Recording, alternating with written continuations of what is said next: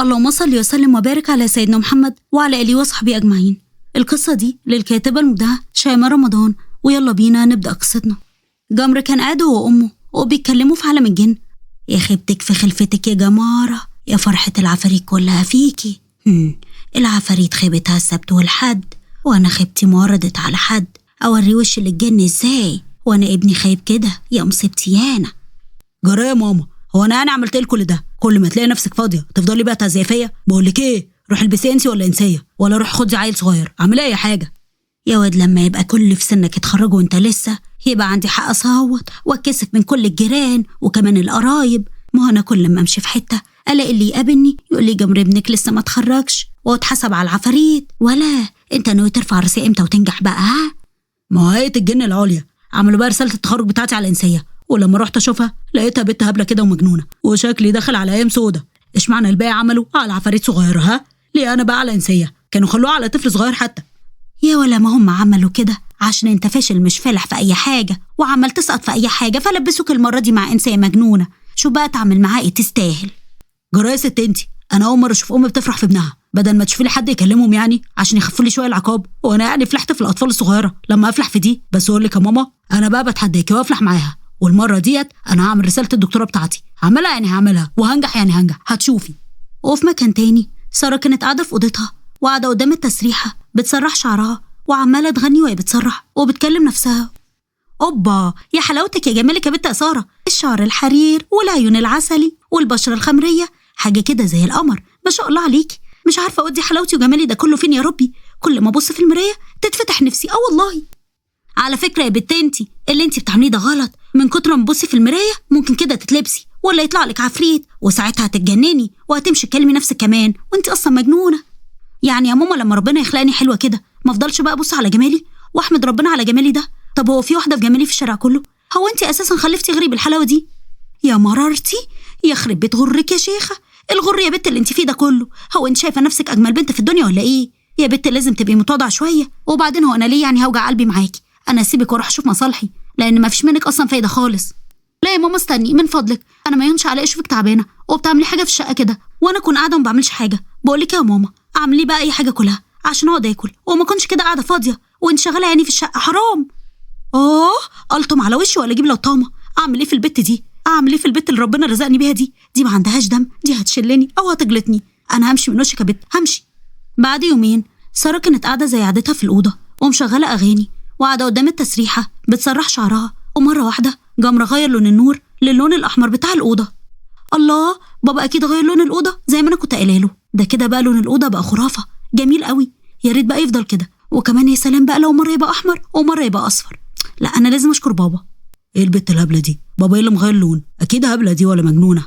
طب خلاص بلاش النور، هفكر لها في حاجه تانية. وهي باصه في المرايه كده اوريها وشي في المرايه. لا مش دلوقتي، لا بس لقيتها. انا هتكلم في ودنها، واكيد يعني لما تسمع صوتي في ودنها هتخاف. طب انا هتكلم في ودنها يعني واقول لها ايه؟ طب ما هي بتعمل كل حاجه احنا عايزينها، يعني بتشغل اغاني وبتبص في المرايه كتير وبتتاخر في الحمام. لو بتقول لنا تعالوا البسوني مش هيكون كده. مش مهم بقى، انا اقول لها اي حاجه في ودنها وخلاص عشان تخاف مني.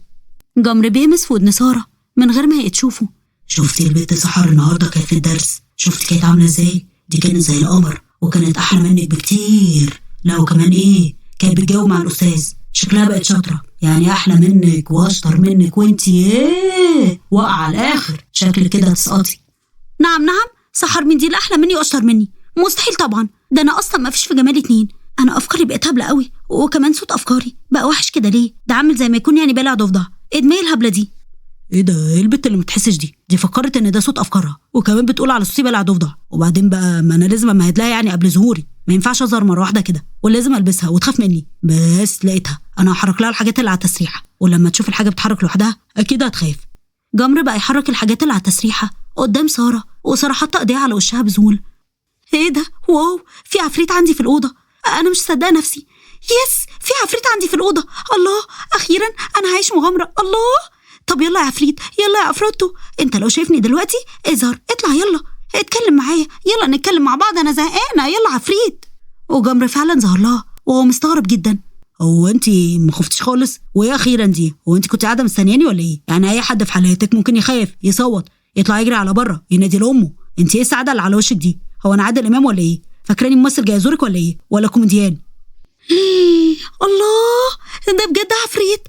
انا كان نفسي قوي تظهر لي. ايوه، ازيك يا عفريت؟ انت مش متصور يا استاذ عفريت؟ انا كنت مستنياك ازاي؟ اصل انا بفضل بقى طول النهار قاعده لوحدي في الاوضه ديت، الاوضه الخانه الممله دي، فبكون عايزه بقى حد يسليني، والراديو بتاعي بايظ، فانت بقى تسليني، صح يا عفروتو؟ ها؟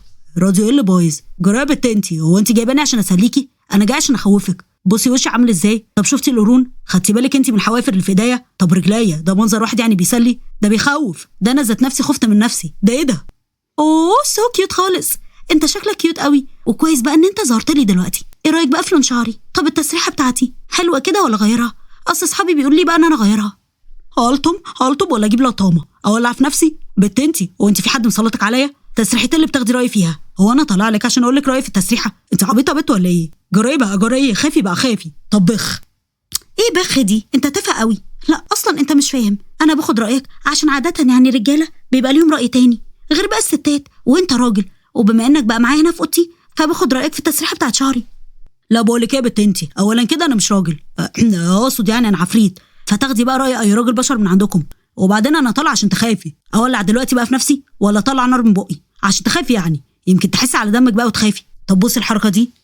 جمر طلع نار من بقه وجسمه كله بقى نار، وساره بقت واقفه ومذهوله وفرحانه جدا وعماله تسقف. وبعد ما جمر خلص، ايه ده؟ ايه هي فقره ولا ايه؟ ايه السعاده اللي على وشك دي؟ هو انا كنت بقدم لك فقره السحر ولا ايه؟ يا بنتي حرام عليكي، هسقط بقى، ارحمي ام العفريته. طب اعمل لك ايه تاني عشان تخافي؟ اصلك بصراحه بتضحكني قوي ومسلي جدا. ده انا ربنا بيحبني قوي عشان انت طلعت لي اخيرا، لقيت حد يسليني. وبعدين هو انت ليه مصمم يعني ان انا اخاف منك؟ انت حد ما يتخافش منه خالص، ده انت كيوت وعسول قوي ومسلي جدا ودمك خفيف قوي. ضحكني تاني ممكن؟ يا لهوي عليا، دمي عسل ايه وخفيف ايه؟ ليه؟ روح الفنان اسماعيل ياسين طلعت لك ولا ايه؟ انا شكلي كده اسقط على ايدك. الله يخرب بيتك، والله يخرب بيت كمان اللي كان سبب ان انا اطلع لك يا شيخه. ايه البت دي؟ طبخ. استنى، تسقط ليه؟ انت في المدرسه؟ احكي لي بقى وقول لي ايه حكايتك بالظبط، يمكن اقدر اساعدك. اصل انت يا عيني مش بتخوف خالص، ده انت كوميديان. بس انا حاسه بقى ان انت نفسك ان انا اخاف، بس انا بصراحه يعني مش عارفه اخاف منك. ما هو انت لازم بقى تخافي مني، ولو ما خفتيش مني انا كده مش هنجح، وكده مش هقدم بقى رساله الدكتوراه بتاعتي. ده انا امي عالم الجن كلهم بيعايروها بيا، وكل ما تمشي في مكان يقول لها ده انت ابنك فاشل، ابنك مش عارف ياخد الدكتوراه، ويبقى كده من الجن، وجن كده ماله هدومه. ده حتى العفاريت الصغيره انا بكون ماشي كده بيحدفوني بالطوب وبيفضلوا يقولوا لي بقى فاشل. ساعات بقى لما اطلع لك عشان انجح ما تخافيش مني انت كمان. انا فعلا فاشل، انا فاشل. يا عيني انت فعلا صعبت عليا قوي، بس انت ليه يعني اخترتني انا؟ ما انا للاسف مش بخاف من العفاريت ولا الكلام ده، بالعكس انا بحب المغامره. ده انا مبسوطه قوي عشان انت طلعت لي. بص انا ممكن اوديك بقى لواحده صاحبتي، هي خوافه جدا، اول ما تطلع لها ممكن تلاقيها بقى ماتت على طول من الخضه يعني. ما هو المشكله بقى ان ما ينفعش اي حد غيرك كده، هم اختاروك انت، فلازم انت بقى اللي تخافي وتترعبي مني. والمصيبه بقى ان انا قاعد بتكلم معاكي زي ما يكون واحد صاحبي، هتخافي مني ازاي؟ ها؟ فانا بقى مهمتي كده خلاص بقت مستحيله، انا فاشل.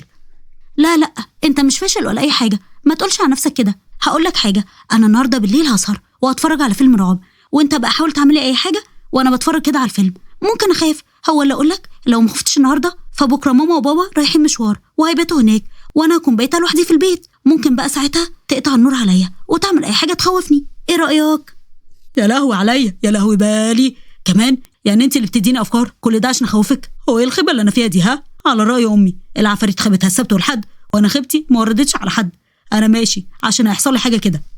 جمر اختفى يا عيني، صعب عليا خالص، بس هو اختفى من غير حتى ما يقول لي اسمه. اكيد هيظهر لي تاني، وقتها بقى اساله على اسمه. انا بصراحه ما كنتش اعرف ان العفاريت كيوت كده وعسولين كده وعندهم مشاعر كمان. وما دخلت عليها، الله انت ليه يا بنتي عماله تكلمي نفسك من بدري؟ شفتي يا بنت بصتك في المرايه؟ شفتي ازاي بقى جننتك؟ جالك كلامي؟ بكره بقى تفضلي تكلمي نفسك كده على طول زي المجانين بالظبط. اخرجي يا بنتي يلا معايا، اغسلي المواعين ولا اعملي اي حاجه تنفعك. ازاي يعني يا ماما انا اللي اغسل مواعين؟ هو ضوافري بقى تتكسر؟ لا طبعا مش هغسل مواعين، ما ينفعش ادخل مطبخ خالص، كده ايديا تبوظ. انا عامله لايديا روتين وكده هيبوظ لو دخلت المطبخ. انا ممكن اعمل لك اي حاجه تانية غير المطبخ. يا بنت خلاص مش عايزه من وشك اي حاجه، الله الغني عنك وعن عمايلك. شوفي يا اختي لما بكره تتجوزي هتعملي ايه ببيت جوزك؟ هتدخلي المطبخ بقى غصب عنك. بيت جوزي ايه بس يا ماما دلوقتي؟ لسه بدري قوي على الكلام ده. وبعدين اصلا هخليه يجيب لي واحده تنظف لي، ما ينفعش ابوظ ايدي وابوظ الروتين بتاع وشي، مش هكون فاضيه اصلا انا اعمل الشقه. امها خرجت وهي متغاظه، وساره لبست وراحت الدرس وقفت مع صاحبتها معاها. اسمعي بقى لما احكي لك حصل لي ايه، والله ما هتصدقي. انا طلع لي بقى عفريت في الاوضه عندي وكان بيحاول يخوفني عشان يقدم قال ايه رساله الدكتوراه بتاعته، بس انا بقى مش بخاف. ها عفريت؟ انت عبيطه بنت ولا ايه؟ هو في اصلا عفريت بيقدم رساله دكتوراه؟ انت يعني عايزه تقنعيني انك بنت بقى جامده وما فيش منك؟ كان غيرك اشطر يا ماما، انا برضو مش هخاف. يا بنتي صدقيني انا كنت في الاوضه عندي لقيته بقى طلع لي، بس قبلها بقى كلمني شويه كده في ودني وغير كمان لون الاوضه، وبعدها يا عيني ظهر لي فجاه وزعل قوي عشان انا ما خفتش منه. بس خاف ازاي منه وهو اصلا شكله بقى امور قوي كيوت خالص. طب على فكره بقى انا مش مصدقاكي خالص، ازاي يعني عفريت بحاله يطلع لك وانت بالهدوء ده؟ وقال ايه شكله كيوت؟ انت يا بت انت شكلك عبيطه وكمان هتجننيني معاكي. يلا بت يلا مشي قدامي. عند جمر كان واقف قدام واحد من الجن بس شكله وحش جدا. على فكره بقى البت اللي بعتوني ليا ديت ما عندهاش اي دم، ما بتتخضش، انا عملت معاها كل حاجه، فبستسمحك يعني انك تشوف لي يعني حد غيرها. ما هو انا لو فضلت مع البت ديت ولا هنجح ولا حتى هاخد الدكتوراه. انا مش عارف بصراحه انتوا ليه يعني بتعاقبوني. ارجو سيدي مالك شوف لي اي حد تاني. مفيش حد غيرها، ولو ما عرفتش تقدم مهمتك معاها هتسقط وهتفضل طول عمرك عفريت ومش هتنضم للجن ابدا، يعني هتبقى عفريت صغير زيك زي اي طفل. ما هي بنت صعبه قوي، وانتوا على فكره بقى كنتوا عارفين ان هي مش بتخاف وان هي مجنونه، ليه عملتوا معايا كده؟ انا كده مش عادي منها خالص. ايوه طبعا عارفين، وعشان كده بعتينك ليها، لازم تبقى المهمه صعبه. عايزنا بقى نبعتك لعيله صغيره وتقول لها بخ وتخاف؟ بقول لك ايه، انصرف من قدامي وشوف يلا شغلك، وخلي بالك قدامك اسبوع واحد عشان تقدم مهمتك. بعد يومين ساره كانت في الحمام وبتاخد شاور، ومره واحده الميه بتاعت الدش بقت لونها احمر زي الدم. حركاتك كلها قديمه على فكره، ما الحكايه دي حصلت في اكتر من فيلم رعب. شوف لك بقى حاجه غيرها، وعلى فكره بقى عيب كده ما تدخلش عليا تاني الحمام عشان انا بتكسف. ساره خلصت الشاور وبعدها خرجت لقيت جمر قاعد على السرير. طب بذمتك يا شيخ الحركات القديمه بتاعتك دي تخيل بقى على حد اصلا؟ وبعدين حوار الدش دوت انه بقى ينزل دم اتعمل في 100 فيلم قبل كده، يعني انت قديم قوي ولو فضلت بقى على كده مش هتنجح، انا بحذرك. ده انا واثق وبصم كمان بال20 ان انا مش هنجح خالص طول ما انت مشروع تخرجي. انا خلاص اتحكم عليا افضل عفريت صغير العمر كله. بجد انا مش عارفه اعمل ايه بس يا ربي. طب على فكره انت صعبان عليا جدا وانا هحاول اساعدك على قد ما اقدر. زي ما قلت لك قبل كده بابا وماما هيباتوا بره، وعلى فكره النهارده يعني انا هكون لوحدي في الشقه وهتفرج على اصعب افلام رعب، والباقي بقى انت وشطارتك. بجد انا مش عارفه اشكرك ازاي، يعني انت بجد هتساعديني ان انا يعني اخلص المشروع؟ بس بقول لك ايه، انت لازم تكوني خايفه بجد، مش تمثلي يعني ان انت خايفه. ما هو لو مثلتي ان انت خايفه مش هيبقى ليه لازمه بقى اللي انا هعمله. يا عم طبعا فاهمه ان انا ما ينفعش امثل، بس انا هخاف بجد عشان اساعدك، فعايزاك بقى تساعدني وتخوف لي بقى بنت رخمه كده شايفه نفسها عليا حطاني في دماغها عايزاها تحرم تبص حتى عليا. بس كده ماشي من عيوني، ليكي عليا خليها تمشي تلف حوالين نفسها. اصل انت ما تعرفنيش بقى في التخويف، انا جامد جدا، انا برعب اي حد، ده انا مسميني مرعب القتيل. اي نعم يعني اسمي جمر بس بيقول لي بقى مرعب. يا اخي تنيل بنيله، كنت يا اخويا فلحت معايا، ده انت كل ما تيجي تخوفني بتضحكني. المهم دلوقتي تعالى يلا معايا، انا رايحه الكليه، انت بقى تيجي معايا واعرفك يا يمين، بس لازم تفهمني على طول عشان ما يفتكروش بقى ان انا بكلم نفسي ويفكروني مجنونه. هما لسه يفتكروكي مجنونه؟ يعني هما مش متاكدين ان انت مجنونه؟ انت فعلا مجنونه. يلا على البركه، يلا بينا نروح وهوريكي بقى اعمل فيها ايه، هبهرك. اقفي بقى واتفرجي على شغل العفاريت. جمر وساره راحوا الكليه، وساره شافت البنت اللي على طول دايما بتضايقها. بقول لك ايه يا جمر، هي البت ديت اللي جايه عليا، بس اوعى تعملها حاجه وهي واقفه معايا، سيبها احسن لما تمشي وتبقى بعيد عني، وبعد كده بقى ابقى اعمل اللي انت عايزه. ماشي، على الاقل اقف معاكي واشوف طريق كلامها ايه، واشوف تستاهل بقى اللي انا هعمله معاها ولا لا. البنت فعلا جت على ساره وكان اسمها مريم. شايفاكي يعني واقفه لوحدك يا ساره، امال فين معها؟ مش هي عامله زي دلك؟ يعني مكان ما تروحي بتروح وراكي، بتحسسني يعني ان انت الملكه وهي وصيفه الملكه. انا فعلا الملكه، بس ما مش وصيفه، ما زي بالظبط ملكه برضو، واللي تنفع تبقى وصيفه الملكه هو انت، مع ان يعني شكلك ما يديش خالص على الوصيفه بتاعه الملكه، شكلك يدي كده على السفرجيه بتاعه الملكه او الطباخه بتاعه الملكه كده يعني. لا بقول لك ايه، انا مش هنسلك الكلام ده ابدا، وبعدين هنشوف مسابقه ملك الجمال الكليه خلاص قربت، وهنشوف بقى مين فينا اللي هتبقى الملكه ومين اللي هتبقى خدامه الملكه. مريم مشت وجمر كل ده كان واقف وبيسمع كلامهم. ده البت الرخمه ديت فعلا تستاهل اللي انا هعمله فيها، بس بقول لك ايه، انت اديتيها على دماغها ما سكتلهاش، يعني جدع فعلا، ده انت محدش يقدر عليكي. انا هسيبك بقى واروح لها. جمر راح عند مريم وهي واقفه، ومره واحده راح ظهر لها وهو جسمه كله مولع ولونه احمر. انا الجن العاشق، انا جايلك عشان اخدك معايا تحت الارض وهتجوزك وهتبقي ملكي العمر كله، مش هتشوفي العالم بتاعك ده تاني. تعالي معايا، انا اساسا عرفتك من المسابقه بتاعت ملك الجمال الكليه، وعشان انت هتبقي ملك الجمال الكليه هتكوني ملكي والملكه بتاعتي انا. مريم قعدت تصوت وفضلت تجري. ابعد عني ابعد عني، انا مش هكون ملكه، انا اسفه مش عايزه اكون ملكه. بعد شويه ساره كانت واقفه على جنب وعمالة تضحك، وجمر واقف معاها وبيضحك هو كمان. مش قلتلك هبرك وقلتلك هخليكي تفرحي فيها عشان تعرفي بس اني بخوف. قال ايه وانتي اللي ما بتخافيش؟ على فكره بقى العيب مش فيا انا، العيب فيك انتي اللي مش عندك دم ومش بتحسي ولا بتخافي. وبعدين بقى هو انت هتلبخ ولا ايه؟ بس اقولك انت طلعت ايه جامد جدا، ده انت يا مفتري خليتها تتنزل عن دورها في المسابقه. ما كنتش متخيله بصراحه ان انت ممكن تعمل كده. طب بقول لك ايه، انا همشي انا دلوقتي عشان اجهز بقى بالليل. انا نفذت وعدي، انتي كمان بقى نفذي وعدك ابوس ايدك، خليني اخلص بقى من الشبكه السودا دي. وزي ما قلت لك اوعي تعملي نفسك خايفه، وبعد اللي هعمله فيك الليله لو فعلا بقى ما خفتيش وخلصت هسلم امري لله وابقى مقتنع بقى ان انا هسقط ومش هسلم بقى الرساله. جمر اختفى من قدام ساره، وفي بيت ساره بالليل كانت مطفيه الانوار ومشغله فيلم رعب اول مره تسمعه، وفعلا الفيلم ده كان مرعب جدا. هو انا لازم بس يا ربي اعمل بقى سوبر هيرو واقول ان انا هساعده؟ الفيلم ده ما كنتش عارفه ان هو مرعب، ده مرعب جدا، انا خايفه بجد. يا رب يا جمر ما تخوفنيش قوي. بعد شويه ساره وهي قاعده خايفه لقيت النور عمال ايده يطفي، وظهر قدامها هيكل عظمي كان بيتكلم ورايح عليها. ساره فضلت تصوت وجريت على الاوضه. يا لهوي يا لهوي، ايه ده؟ انا خايفه بجد. جمر يا جمر بلاش يا جمر الحركات دي، الله يخليك، انا بجد فعلا خايفه. خلاص انا خفت اهو، كفايه بقى كده، خلاص كفايه، وبطل اللي انت بتعمله ده.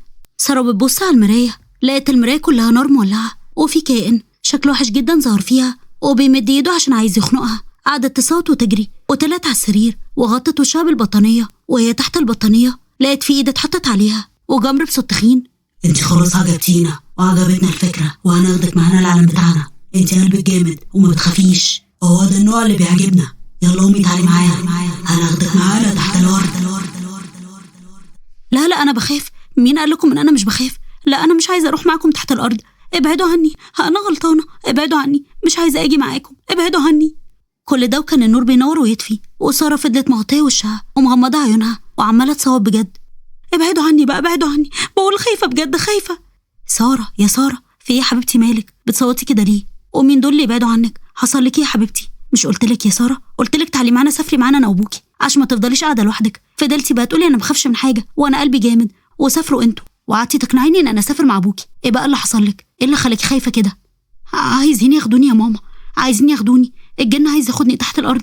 ما تخليهمش ياخدوني ابدا يا ماما، خليكي معايا الله يخليكي، انا مش عايزه اروح يا ماما، مش عايزه اروح معاهم. طب اهدي يا حبيبتي اهدي وصلي على النبي، ما تخافيش، اقري قران واهدي وخدي نفس، وانا قاعده اهو معاكي مش هسيبك. ام ساره فضلت قاعده جنبها، فضلت قاعده معاها طول الليل لحد الصبح. وساره هديت شويه وكانت قاعده في اوضتها ومشغله النور ومشغله قران. ظهر لها جمر، واول ما ظهر قعدت تترعش وتبعد عنه. اهدي يا ساره اهدي، انا مش هعمل لك حاجه، وانا خلاص بقيت بخوف قوي، انا كده نجحت وبقيت جن فعلا. انا مش عارفه اشكرك ازاي، انتي قلتي لي فكره عبقريه. وعلى فكره انا عطلت العربيه بتاعت ابوكي عشان يرجعوا لك عشان ما تبقيش لوحدك، بس بصراحه ما كنتش متخيل ان انا هخوفك كده قوي. انت شكلك بقى وحش عن الاول قوي، انت الاول كان شكلك حلو لكن دلوقتي شكلك بقى وحش قوي. وامبارح كل اللي كان بيحصل امبارح دوت انت بقى اللي كنت بتعمله صح، يعني اللي شكله كان وحش قوي دوت هو انت صح. ابعد عني، انا مش عايزه عفاريت ولا عايزه مغامرات ولا عايزه اي حاجه. طب خلاص، بما انك بقى بقيتي زي بقية بشر طبيعيين وبتخافي عادي، فانا عايزه اقولك نصيحه، ما تبصيش تاني في المرايه كتير وما تقطعيش الصلاه والاذكار. الحاجات ديت هي اللي بتبعدنا عنكم وهي اللي بتحفظكم من اي شر. الانسان اللي دايما بيشغل اغاني ويبعد عن الصلاه اكتر انسان بيبقى متعرض لمس الجن وكمان الشياطين. وانا بشكرك تاني عشان ساعدتيني. جمر اختفى وساره على طول بقت بتصلي وبقت محجبه ومش بتبص في المرايه غير بس للضروره، والتزمت بقراءه القران والاذكار.